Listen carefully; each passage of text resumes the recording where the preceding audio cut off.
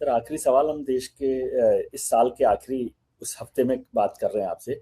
जो नया साल आएगा वो कांग्रेस के लिए आप कैसे देख रहे हैं फ्यूचर के तौर पे, इलेक्टोरली या पॉलिटिकली, और राहुल जी को लेकर? मुझे तो कांग्रेस के लिए साल अच्छा लगता है। कांग्रेस, बशर्ते कि कांग्रेस अपना जो जमीनी काम है उसको पूरी मुस्तैदी से करे, तो कांग्रेस के लिए भी साल अच्छा है। राहुल गांधी अपना काम मुस्तैदी से करें तो राहुल गांधी के लिए भी साल अच्छा है। विपक्ष अपना काम मुस्तैदी से करे तो विपक्ष के लिए भी साल अच्छा है। राजनीति में कांग्रेस पार्टी की स्थिति उत्तरोत्तर मजबूत होती जा रही है, इसमें कोई दो मत नहीं है। लोगों में इस वक्त भारतीय जनता पार्टी का जो लोकप्रियता का ग्राफ है वो लोगों के बीच काफी तेजी से नीचे आया है। अब इस स्थिति का राजनीतिक लाभ कांग्रेस और समूचा विपक्ष किस तरह से उठाता है, उस पर सारी चीजें निर्भर करेंगी। मुझे लगता है विपक्ष के लिए एक बड़ी अच्छी गुंजाइश अगले साल है। अगले वर्ष जितने भी चुनाव होने वाले हैं उनमें भी विपक्ष की भूमिका बहुत अच्छी निकलकर सामने आएगी, ये मैं मानता हूं। भारतीय जनता पार्टी इस वक्त अपने भीतर के अंतर विरोधों में बहुत बुरी तरह फंसी हुई है। आप देखिए, अभी भी राष्ट्रीय स्वयंसेवक संघ और भारतीय जनता पार्टी के बीच जो आपसी मनमुटाव है वो खत्म नहीं हुआ है, बढ़ता जा रहा है। मोहन भागवत जी ने अभी अभी कहा कि राष्ट्रीय स्वयंसेवक संघ को भारतीय जनता पार्टी के नजरिए से मत देखिए। मतलब जो भारतीय जनता पार्टी कर रही है, हम उससे सहमत नहीं है बहुत सी चीजों से, तो जो भारतीय जनता पार्टी करे ऐसा मत मानिए कि वो राष्ट्रीय स्वयंसेवक संघ करा रहा है।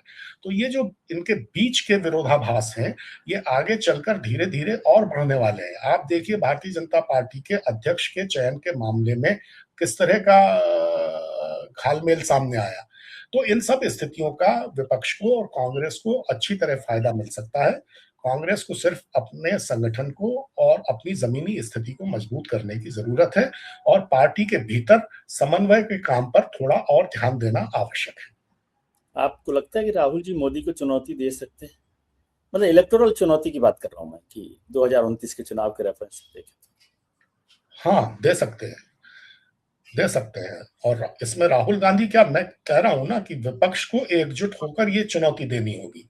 राहुल गांधी इस वक्त सबसे बेहतर चॉइस है विपक्ष के पास, क्योंकि एक बात तो देश ने मान ली है कि राहुल गांधी ने जिस तरह अविचल रहकर और पूरे मनोयोग से भारतीय जनता पार्टी की खामियों का पर्दाफाश किया है हर स्तर पर, राजनीतिक, सामाजिक, सांस्कृतिक, संवैधानिक, व्यवस्थागत, और जो हमारे देश की अर्थव्यवस्था में 10 साल में जिस तरह का बदलाव आया है और जिस तरह सारी चीजें चंद लोगों के हाथ में चली गई हैं, जिस तरह देश की पूरी संपत्ति पर बहुत मुट्ठी भर लोगों का कब्जा हो गया है, इन सब चीजों को राहुल ने जिस तरह से उठाया है, तो राहुल गांधी नरेंद्र मोदी को सचमुच बहुत बड़ी चुनौती दे सकते हैं। और इसीलिए नरेंद्र भाई मोदी जितना मुझे लगता है कि जितना खौफ शब्द का इस्तेमाल उचित है या नहीं पता नहीं, पर जितना खौफ राहुल गांधी से खाते हैं उतना तो शायद ही अपने किसी और राजनीतिक प्रतिद्वंदी से खाते होंगे। चलिए, देखते हैं नए साल के लिए। आपको भी बहुत शुभकामनाएं, कांग्रेस को भी और देश को भी बहुत बहुत शुभकामनाएं। आपने वक्त निकाला उसके लिए बहुत शुक्रिया। हम उम्मीद करते हैं कि आपका आने वाला कल आज से बेहतर हो। आप अपने मित्रों, परिजनों, रिश्तेदारों के साथ खुश रहिए, मस्त रहिए, व्यस्त रहिए, स्वस्थ रहिए। नमस्कार, प्रणाम, आभार। Thank you sir.